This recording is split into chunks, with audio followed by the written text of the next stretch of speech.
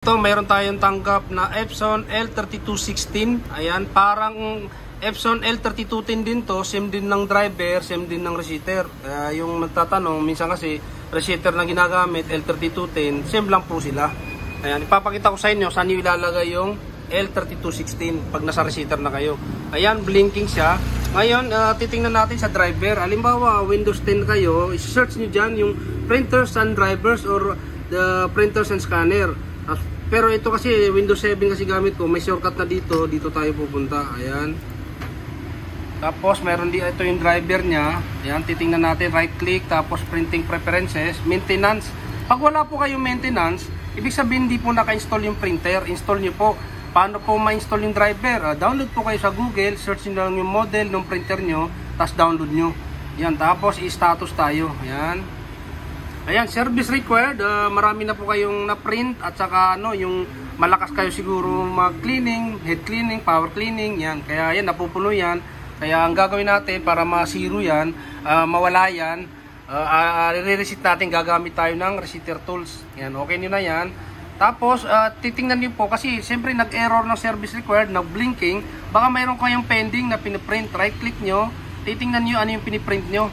Ayan, pagka mayroon yan dito, buburahin nyo, delete nyo na lang o remove. Ayan, pag okay na lahat, yan, o-off natin yung antivirus nyo. Kailangan naka-off yung Windows Security, tapos Windows Defender, naka-off yung apat doon na naka-on. Ngayon, pupunta tayo sa receiver. Ito yung receiver namin collection, pero kung bibili kayo, hindi ganito yun. Solo lang yung makukuha nyo.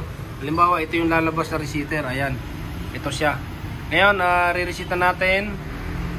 Piliin nyo yung model, ayan, 3210 kasi wala naman 3216 dito, 3210. Tapos dito nyo ilalagay yung 3216.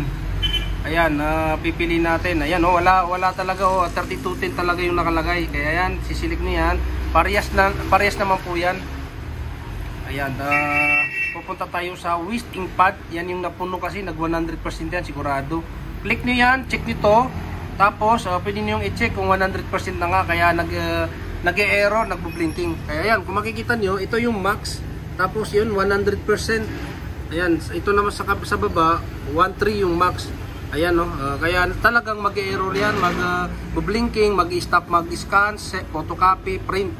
Kaya para mawala po itong blinking na yan, ayan, para mawala yan, i-check nyo na ulit yan. Ayan, babak to zero na natin, check. Yung sa gitna, wag nyo nang i-check kasi zero naman, sa baba na lang. Tapos, initialize. Ito, ayan. Initialize natin. Ayan. Kung makikita nyo, turn off printer. Ayan. To turn off natin yung printer kasi nireset na natin.